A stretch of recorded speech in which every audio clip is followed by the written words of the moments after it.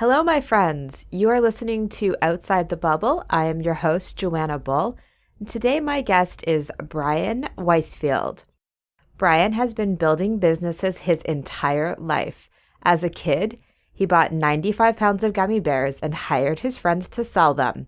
As a teen, he sorted basketball cards, babysat, and sold mixed tapes. Do you remember those? As an adult, he helped build well-known billion-dollar companies including IMAX Corporation and Coupons.com. Brian is the founder and chief squad officer of the Startup Squad, an initiative dedicated to helping girls reach their potential, whatever their passions, and is the co-author of the new children's novel series, The Startup Squad. Brian lives in Silicon Valley with his wife and 2 daughters. I had the opportunity to read The Startup Squad, and it was fantastic.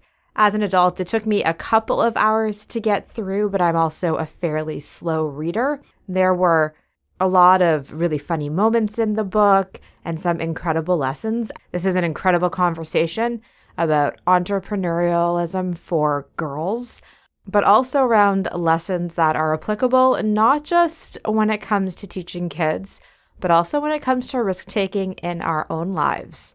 Are you ready? Let's get this conversation with Brian started. Brian, thank you so much for joining me today. I'm happy to be here. I look forward to the conversation. Now, I've pulled out a quote from your TED Talk, and the quote is, "Failure isn't what happens if you don't succeed. Failure is what happens if you don't try in the first place." Can you tell me about how this quote is related to your background? Yeah, so I'm a big believer in that you've got to take risks and that not everything's going to work, but even when you fail, you're going to learn something that's going to help you succeed. And so throughout my life, even as a kid, I was always running businesses or doing something entrepreneurial. And then in my adult career, I was a part of scaling and building some amazing companies before I was inspired by my own daughters to help to create this entrepreneurial mindset in girls and get them to open up that first lemonade stand or bake sale. And so I'm a big believer that you've got to take risks and not everything's going to work, but you're going to learn something by doing it. The only way you don't learn is if you don't try it in the first place. Failure, the word failure, or the phrase failure, like fail fast, fail often, that is becoming quite popularized. Do you have any insight on why that might be? Yeah, it certainly is. I think I live in Silicon Valley, and so certainly that's a big part of life in Silicon Valley is entrepreneurs trying different things and seeing what works. And if it doesn't work, then you switch and you pivot. And one of the things they talk about here is creating a minimum viable product or an MVP. The idea of you don't want to spend 2 or 3 years trying to create the perfect product because you may come to market with it and people may not like it.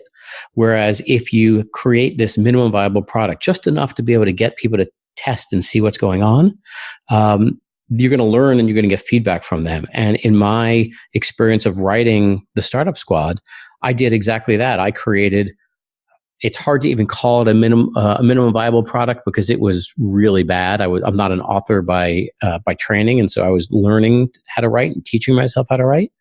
But only by getting in front of people and getting them to react and give me feedback was I able to ultimately get my publishing deal and get the book published. So you've had some success in your life, and then you decided to take on this project. What was it that made you want to write it yourself instead of like putting an outline together and handing it off to a ghostwriter? Because that was a process for you. Yeah, so 2 things. First of all, the original inspiration was my daughters. I've got 2 girls. They're now 13 and 11. And at the time, they were 8 and 6. And I saw my older daughter selling Girl Scout cookies for the first time. And also in her 2nd grade class, she was doing a charity bake sale with a friend of hers to raise money for the local food bank. And both times, she was so excited to be doing it. And with the Girl Scout troops, with the Girl Scout cookies, she put on that vest and she went down to the end of our driveway and set up her cookies. But then she just stood there. Like she didn't know what to do. And people were walking by and she was just standing there. And it was actually my wife who was the one that said to her, you know, when people walk by, you should say good morning to get their attention. And make sure you look people in the eye when you talk to them. And when she was doing the charity bake sale, my wife said, tell people the money goes to charity, because even if they don't want to buy a cookie, maybe they'll still give you a few bucks. And so that was the original inspiration. And I didn't think when I first had the idea, I didn't think I'd be the person to write the book at the end of the day. But I knew I had to get it down on paper to explain to someone what it was, to create that MVP and to be able to test it with girls and to see their reactions, and also just to learn about the publishing industry. And I knew even if I was going to have someone else write it, that the more I knew about publishing and writing and how to do it, the better off I'd be. So I spent a 3-year journey in learning how to write and teaching myself how to write to create that original manuscript, and then ultimately partnered with Nicole Sekier, who is a professional writer, to create the final version of the Startup Squad. That's fantastic. So by the time it was actually through this process, 3-year process, what did you notice in your daughters during that time? That's a good question. So their part of the journey was really interesting. One, they are avid readers, and so their excitement as I was learning and I was going through the process was really interesting. But my hope is, and I have this in the acknowledgments of the book, that they will develop that entrepreneurial mindset that I feel so strongly about. And I've seen that they are more comfortable in taking risks, and they are okay with failure, and they've got that grit and perseverance that comes with entrepreneurship, and are starting to see opportunities where other people see problems. And so they are starting to develop that entrepreneurial mindset. I'm hopeful that the example in seeing me go through this journey will be one that gives them that persistence and grit throughout their lives. I definitely think it will. I mean, they would have been observing you that whole time, and to see what their dad went through would be very fascinating for them, especially since it was something so different for you. Yeah, it was. And we do get a kick right now. We do get a kick out of pulling out those original manuscripts and just seeing how bad they actually were. And I recently, the first school visits I did as an author were at my daughter's schools. And so that was a really just sort of emotional moment for me. And I told them, I said, I'm willing to speak at your schools, but you've got to introduce me. And that was the deal I cut. And they thought I was going to back down at the end of the day. And that morning, one of my daughters was like, I really don't want to do it. And I said, I didn't ask if you wanted to do it or not, but if I'm presenting to your school, then you are too. And she did. And it was a great experience for her. And it was meaningful for me. Would you say that your daughters are introverts or extroverts, or do you have one of each? I definitely have one of each. Okay. And the daughter that was selling the cookies, which one is she? She's the introvert. Okay. Yes. And actually, it wasn't until she only started getting a little traction when her sister, who's more of the chief marketing officer of the company, of the family, came out and started to help her and started yelling, Girl Scout cookies available up the street. You telling me that story, and when I watched it in your TEDx talk, I almost had some almost PTSD from my cookie selling days. And I'm going to say that my mother did a very good job of selling cookies. I don't think I didn't sell any. Even just that, walking up to the door, I found terrifying. And it was interesting because when I decided to start this podcast, I had to make a decision about contacting people. And as an introvert, and that's the reason that I asked the question, is it's not always within our personalities or the scope of things that we think we can do to reach out to people and to ask for help or to invite people into what we're doing. And I noticed that was a big theme in your book. It's a lot about relationships and helping. It is. And actually, just to go back for 1 minute, your point about how you as a child, it was hard for you to create that sales pitch and to talk to people, and that your mother did a lot of work. So one of the things that I've done with this book is I've worked with a couple of hundred Girl Scouts. Because the book is all about the entrepreneurial experience, I've worked with a number of different Girl Scout troops where the girls will read the manuscript over the Christmas, New Year's holidays. And then I'll meet with them in January and we'll talk about the lessons in the book about sales and marketing and customer service and relate it to cookie sales. And one of the things that we do in the book and in the Startup Squad is we do have one character who is shy and we do have one character who's very outgoing. And we leave the shy character at the cookie booth by herself, and she has got to figure out how to do it, and she struggles. And then the more outgoing, her more outgoing friend comes back and works with her on creating a sales pitch. Essentially, kids are comfortable saying a line in the school play, but they may not be comfortable talking to a stranger about their Girl Scout cookies. And so one of the things that we talk about is come up with a script. Every person that walks by, I'm going to say, good morning, would you like to buy some Girl Scout cookies? And just knowing what you're going to say makes kids feel that much more comfortable. And after I met with one of the Girl Scout troops, I got a note from one of the troop leaders they had heard from one of the parents. And the parents said that, thanking her for bringing me in, because her daughter is very shy, very introverted, and she was really nervous about selling Girl Scout cookies. But now that she's learned some of these tips and tricks and ways to do it, she was actually looking forward to it and was excited. And so that's a big thing. A lot of kids are not comfortable in talking to people that they don't know, or talking to adults. But if you give them a script and you sort of say, this is what I'm going to say to each person, they get a lot more comfortable, and then they're in that discussion with them, and it's something that could be life-changing for them and to get over some of those fears. Yeah, absolutely. I've been thinking more and more about how our educational system actually sort of values the extrovert over the introvert. Even if you think about, any film or TV show, never mind our personal experiences with school, put the hand up, speak out loud, read out loud, like all of those pieces that are more extroverted characteristics, like those are the things that we value in our education system and in society. And it's very hard when you're an introvert to step up. I'm a natural introvert, but there are times where you just say, I need to be an extrovert right now, and get out of that comfort zone and do it. And I agree that it's a lot easier for extroverts to succeed than it is for introverts in certain cases. So you talked about your daughters as the inspiration for the story.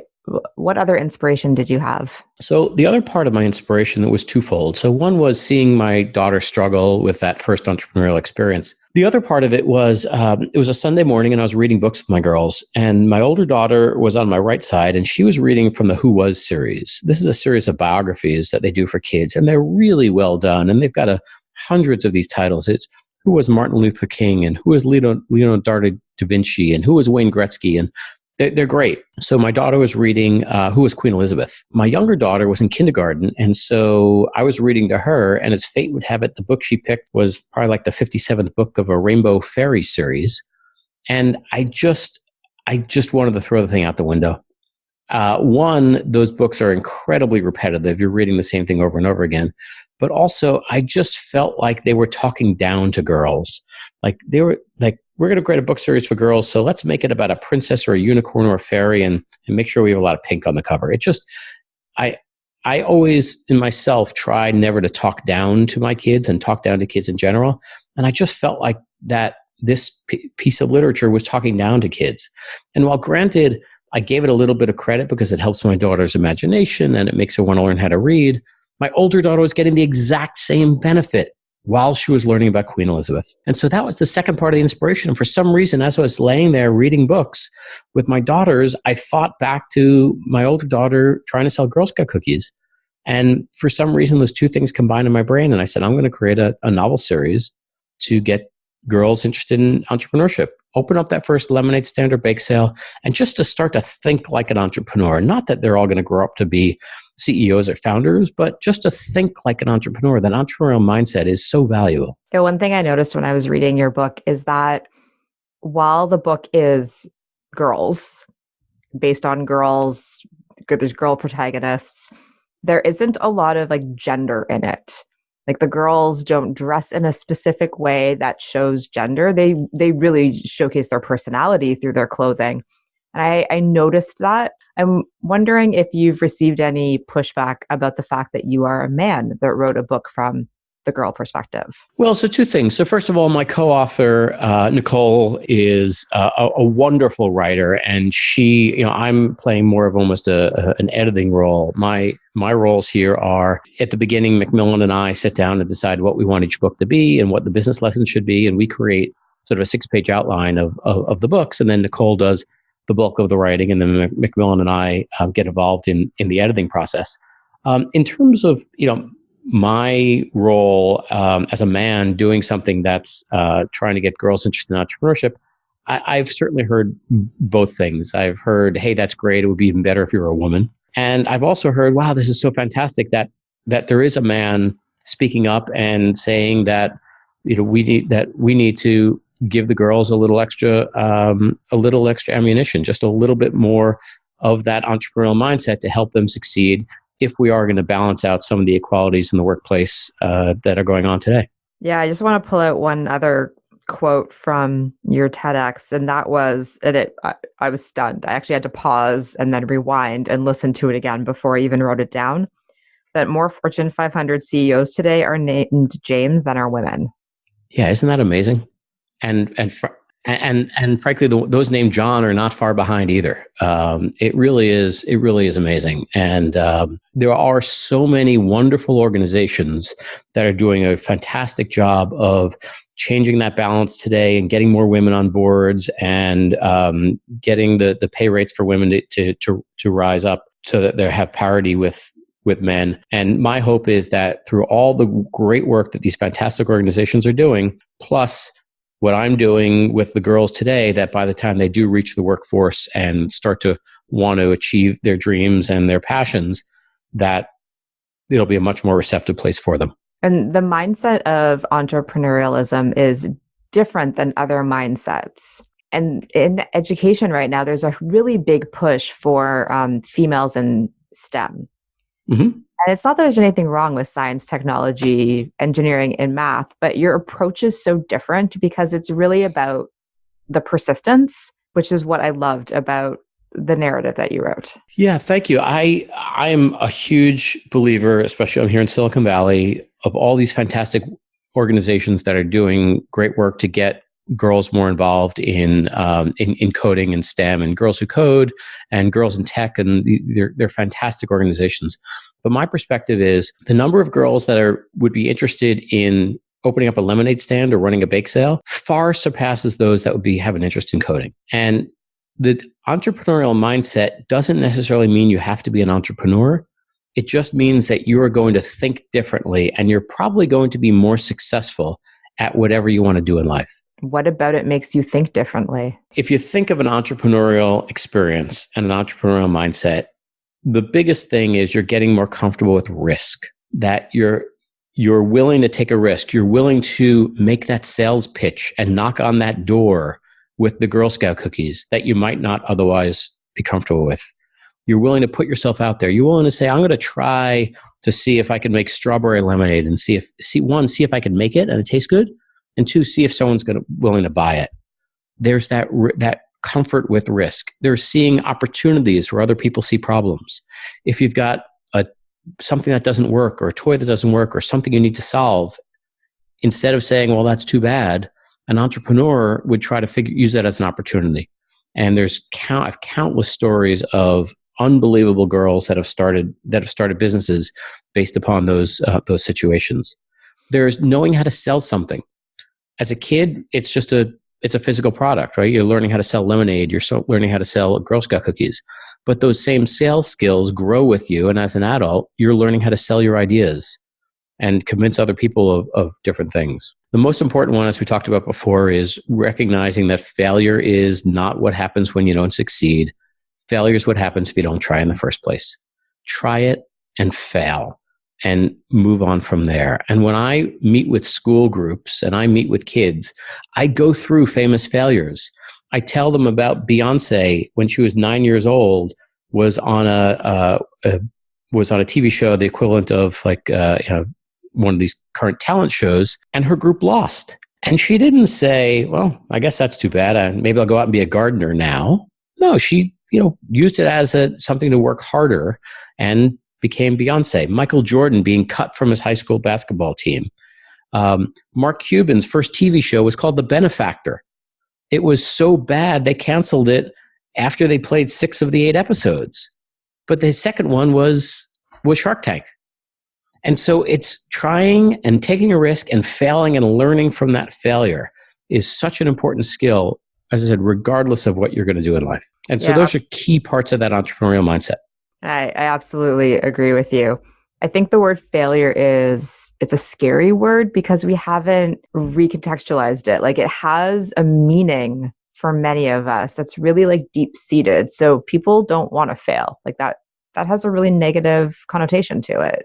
Yeah, and it's no fun. Obviously, to try something and not succeed is not fun. But can you learn from it? Can you turn it into something? And so I tell the story on the TEDx about probably the biggest failure I had in this journey was I submitted the first 10 pages of my manuscript to an editor at a writers conference to get some feedback. And her feedback was brutal. It was brutally honest. She said to me, "I'm actually surprised to find out you had children. That's how bad my writing for kids was." It was the biggest failure I had. I had to decide, do I want to move forward at this point or not? And what I was able to do was take her feedback and remove the emotion from it.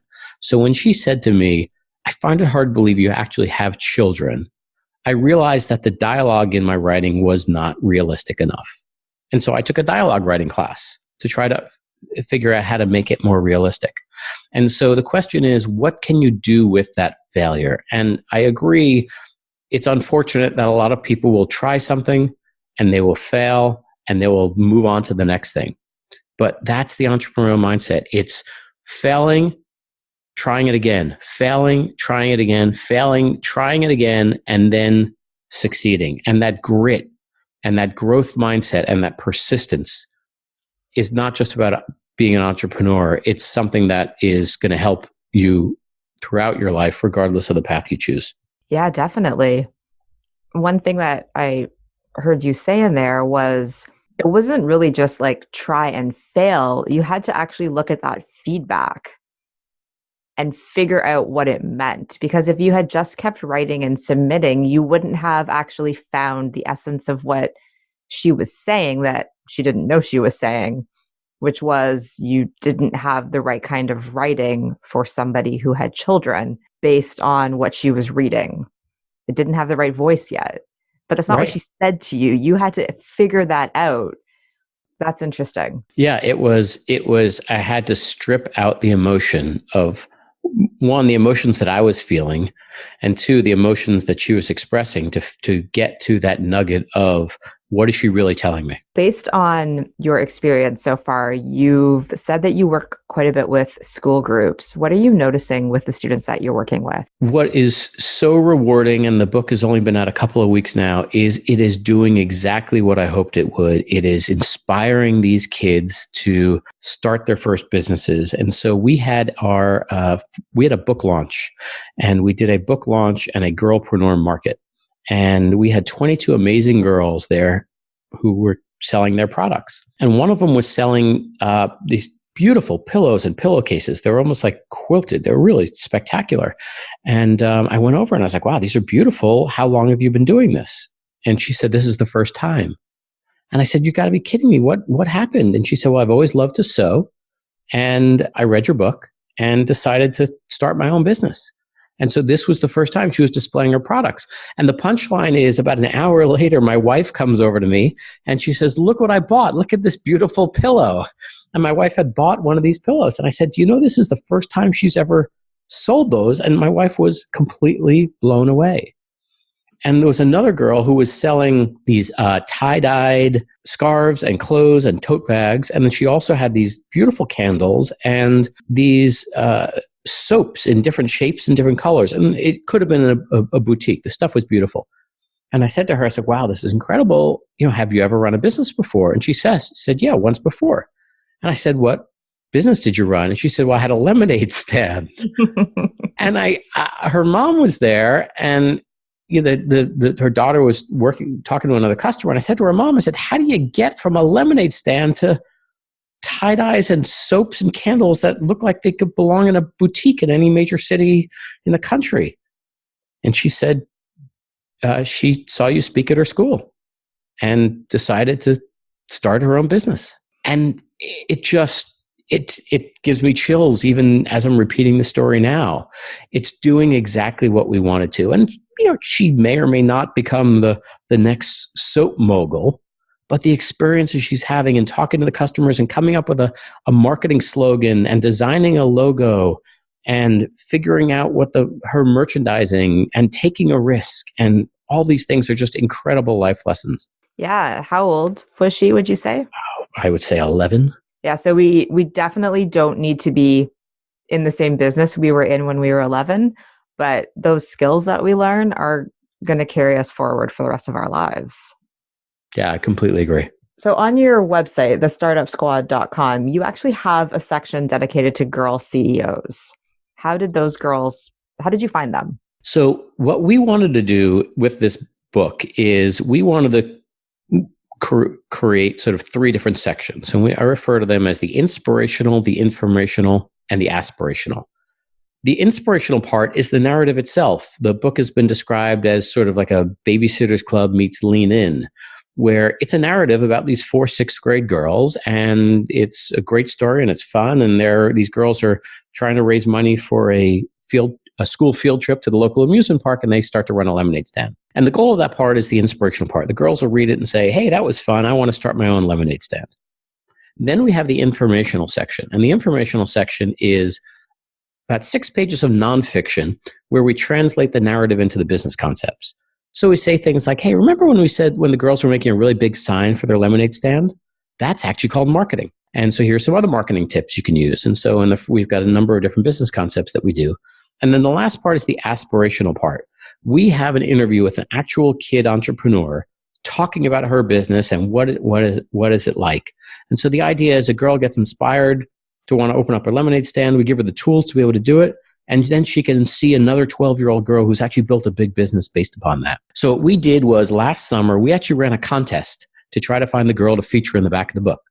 And we had 29 amazing girls enter and submit their videos. And then we narrowed it down to 5 finalists. And then we just put them up on our website and we said, let the public vote. And whoever got the most votes was our winner. And we're actually going to be repeating that same process for book 2 as well. So I would say, I think sometime in the month of June, we're going to launch a contest on our website for girls to submit videos of their businesses and try to be featured in our second book. That's so fantastic. When I was going through your website, I went down like a huge rabbit hole of reading the girls' information, looking at their websites, and just like the breadth and depth of what they're doing is phenomenal. Just so that people that are listening can hear before they have a chance to go on the site. One that really stood out to me was a girl who really wanted to sew, and she got a sewing machine and she made a dress, and then realized that it's actually very hard to learn how to make a dress that's going to fit you. Like the measuring techniques in the dress fit her sister. So she basically looked around and was like, I want to make a dress. Like, how can I make this happen? And she teaches people how to make them out of pillowcases. Yeah, her business is called Scissor Fashion. And it's great. Like, as said, it's seeing a problem. How am I going to solve this? And the entrepreneurial mindset says, I'm going to try to turn this into an opportunity. We have the girl that won the contest is featured in the back of the book. There's a girl named Sarah Robinson who lives outside of Atlanta.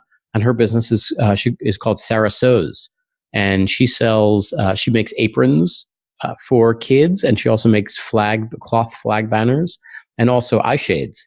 And her first year in business, I think she sold like 50 aprons, probably to just friends and family. But last year, she sold over 3,000 aprons, in addition to all the other products she sold. One of the girls in our contest, actually, last fall was the youngest person ever to be on the cover of Entrepreneur magazine at age 13. Wow. It goes to show what kids can do. Like really, when you think about it, like what kids can do when they're inspired and they feel empowered. Absolutely. When they're inspired, they're empowered, they're comfortable with risk, and they have no fear. They can do amazing things, and these businesses are fantastic. And so many of the girls were inspired by a social need that they saw, and so they started something to give back to their community. You've got girls who are donating a portion of the proceeds to local animal shelters or juvenile diabetes funds or clean teeth initiatives. It's really inspiring to see what these girls are up to. So I hear quite a bit. I listen to quite a few like entrepreneurial podcasts, and I hear the term around like purpose over profit and passion over profit. And when you were talking about that, that sort of made me think like, if you want to make change in the world and you don't have the resources to do it, how can you make that happen? Is creating aprons a way that you can make this change? If the money isn't the goal, it often will drive you even further. Absolutely. And that's also, especially if the money isn't the goal and a cause is the goal, that passion is going to come through in your product, in your efforts, in everything you want to do. If you've got that passion, you're trying to solve this issue that you feel so strongly about. That's gonna come through, and that's gonna drive you far more than, hey, I want to do this because I want to make money, because I want to buy something for myself. But the thing that we're very careful about is to say it's okay to actually want to start a business because you want to make money. Unfortunately, we demonize entrepreneurial success a fair bit. And so that's one of the things that we talk about is, if you've got a cause that you want to raise money for, great. If your family is struggling and you need to raise money, great. If you want to, hey, there's a toy that I want and it's too expensive, my parents won't buy it for me, fantastic. Go ahead, do it. Whatever gets you out there, and gets you started down that entrepreneurial journey. I'm really glad that you brought up the fact that it's okay to want to make money. Especially for kids who might think that there's something wrong with that. And we try to be very clear. There's nothing wrong with starting a business because you want to make money. There's nothing wrong with starting a business because you want to help a cause. Just go out and do it, and be passionate about it, and learn and fail and try, and you'll be the better for it. So you mentioned that there's a book 2 in the works, or will be a book 2 in the works. Can you share anything about that? We're doing at least 3 books in the series. Our hope is we'll do a lot more, but we're going to start with the first 3 books. And the way the book is structured is each of the startup squad is about these 4 girls. And so each book is about the 4 girls, but with a primary focus on one of the girls. There's a main protagonist in each of the books. And so the first book is focused on Risa, who's more the CEO, the leader of the group. And the second book is going to be focused on probably the funniest of the 4 characters, Harriet, who is the one who is got the sales pitch, and she is a complete extrovert and has a crazy fashion sense, and she's definitely out there. And so the second book is going to be focused on Harriet, again covering all 4 girls, but she'll be the star, and that one will be released in May of next year. I'm actually looking forward to reading it already. I'm like, oh, I want to see if Harriet has any mood swings, because she can get a little bit moody sometimes. I want to see if she, how she functions with, Harriet has a bit of a being late issue.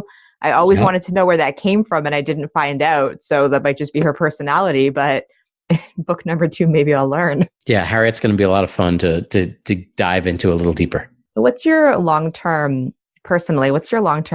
hopes and dreams for the Startup Squad? Essentially what we're seeing with these first couple of weeks with the book and release, that we are developing, that these girls are developing an entrepreneurial mindset, that they are going out and they are starting these businesses.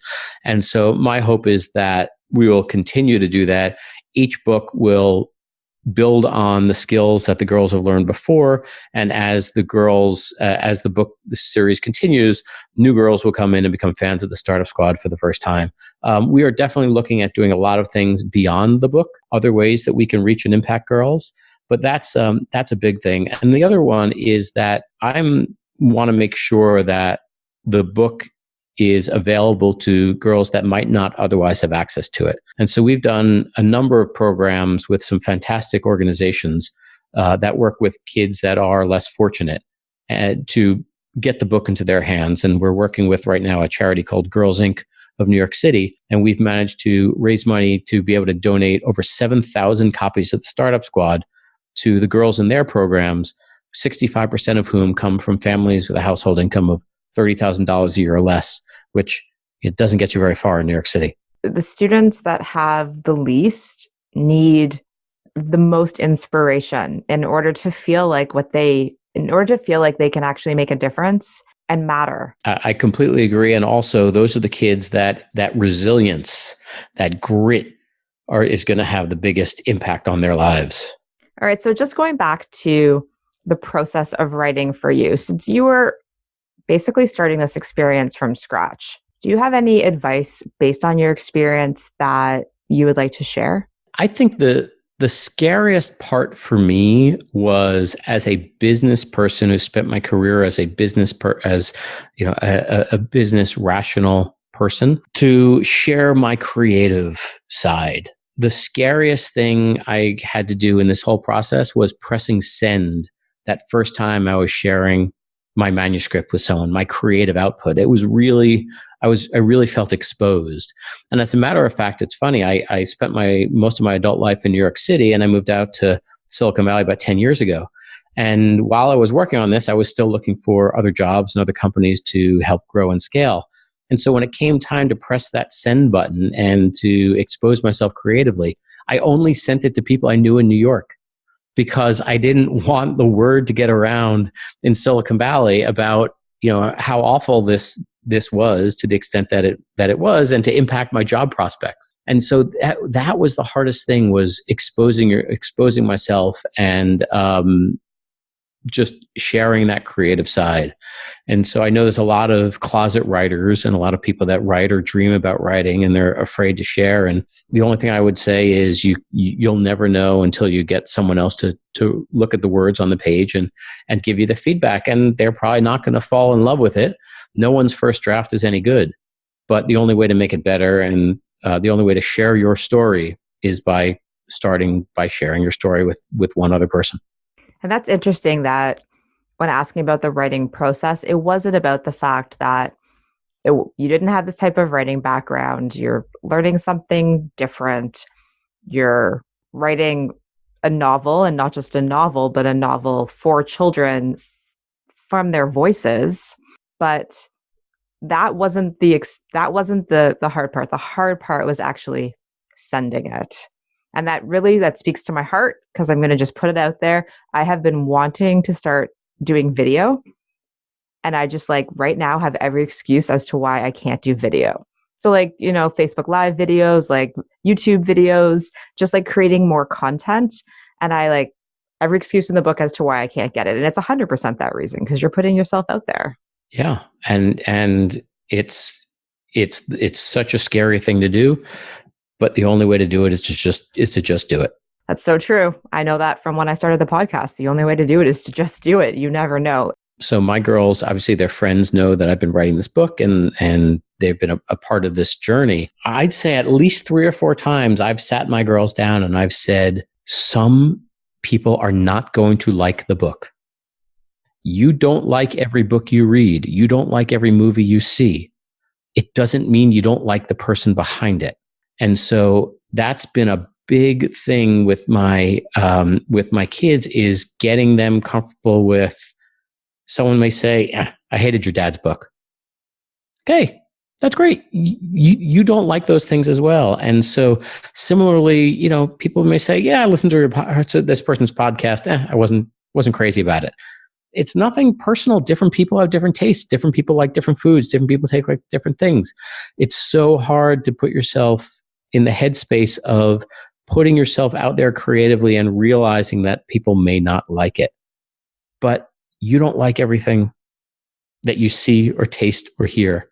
And so it's so hard to create that understanding of, it's not personal if they don't like it, if they don't want to listen. But the only way you're going to get people to listen and to share that message and to read what you have, read the story that you have, is just to share it. Yeah, like you said, it's all about developing that grit. Yeah. And the resilience, and that sort of being able to pull the emotion out and from the feedback, and taking the specific critique. So for you, how were you able to pull out the emotion?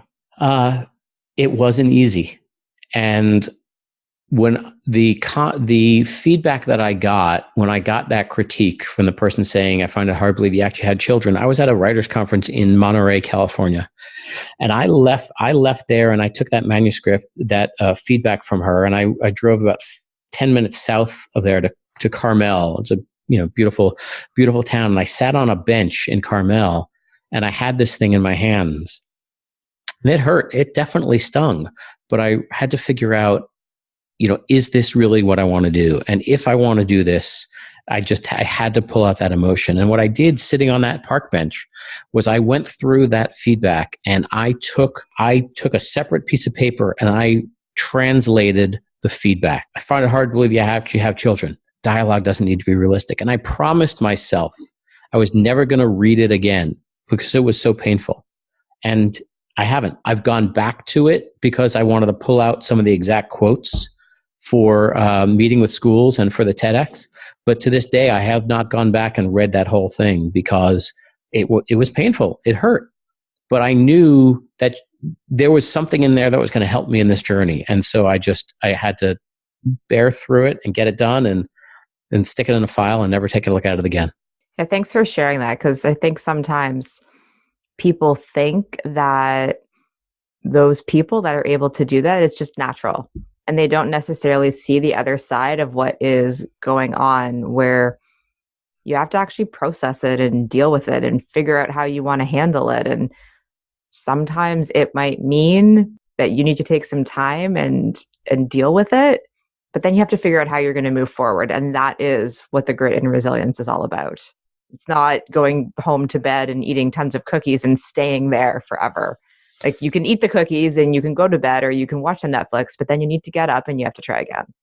Exactly. It's how do you get past that first rejection and the second rejection and continue to do it? And in the back of the book, our acknowledgments, that's something that we talk about. We say, in any business and in life in general, you will fail, but the only true failure is not trying. And so when you fail, dust yourself off and try again and again and again, and then you'll be an entrepreneur. And that's the key. It's how do you get past that? How do you get past that rejection? As I said before, Beyonce didn't say, "Oh, I failed. I'm going to be a gardener." Michael Jordan didn't get cut from the basketball team and say, "Oh, I'm going to try hockey." It's about how do you respond to it. We all fail. Happens all the time. How do you react to it? And what do you do? What do you do the next day? Yeah, such great advice. Well, I want to thank you for taking the time to chat with me today. Where can people go to find you? So we are, our website and our social media, everything is The Startup Squad. So all social media accounts are at The Startup Squad, and our website is thestartupsquad.com. The book is available wherever books are sold, on Amazon, at Indigo stores, all the major and independent booksellers down in the US and Canada.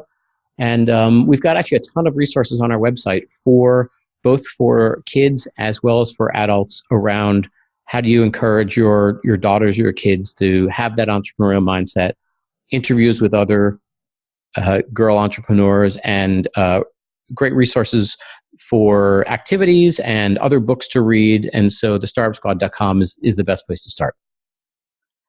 Great. Thanks so much. And I'll definitely post all of those resources in the show notes. Thank you so much for taking the time to chat with me today. Thank you. I enjoyed it. This episode is airing at the end of July, and for many of us, we're only halfway through summer. So if you have kids, especially if you have females, definitely consider getting them the Startup Squad, especially if they're interested in making some money throughout August, whether it's starting their own lemonade stand or starting some other sort of project. There has never been a better time to be an entrepreneur, and especially a kidpreneur. There are so many ways to sell your products. We have Facebook Marketplace. We have Instagram. We have really easy, low-cost websites like Squarespace. And now all of these things, they're going to take some parent help. But if you have a kid that's interested in creating and selling, now's the best time. Even starting a YouTube channel. There's just so many great strategies and ideas. And throughout our conversation, Brian and I talked a lot about vulnerability, and it's such an amazing time to see women stand up and share their stories about vulnerability. If you haven't watched the Brene Brown special, it's definitely worth watching. If you haven't watched the Ellen DeGeneres comedy special on Netflix, definitely worth watching. Two incredible women that have incredible stories around what it means to be vulnerable. And I want to thank Brian for sharing his writing process and for sharing what it was like to go through that. So often we just have somewhere in our brains that you try a couple of times, and if it doesn't work out, then that's the end of it. Before I sat down and finished editing this podcast, I was walking the dog with my husband, and he was telling me about listening to The History of New Music by Alan Cross on iTunes. And one of the episodes he was listening to was about the band Linkin Park. And Linkin Park had 42 rejections from music companies before their first album got picked up. I mean, 42 rejections, and they got back up and carried on. That says a lot about grit and determination, and all of these stories are definitely something that we can learn from. As you move into the school year, think about how you can use either the book, The Startup Squad, or the lessons from it, or even showing the entrepreneurial girls that are on the website. How can you use that with your students? What can your kids get involved with? What's meaningful to them? And I'd actually like to put it out there and challenge you if it's something that you think your students would be interested in coming up with something where your class is actually raising money to purchase copies of the Startup Squad for other kids. What a fantastic cause to be part of. Thanks so much for listening to Outside the Bubble. I'll see you in 2 weeks.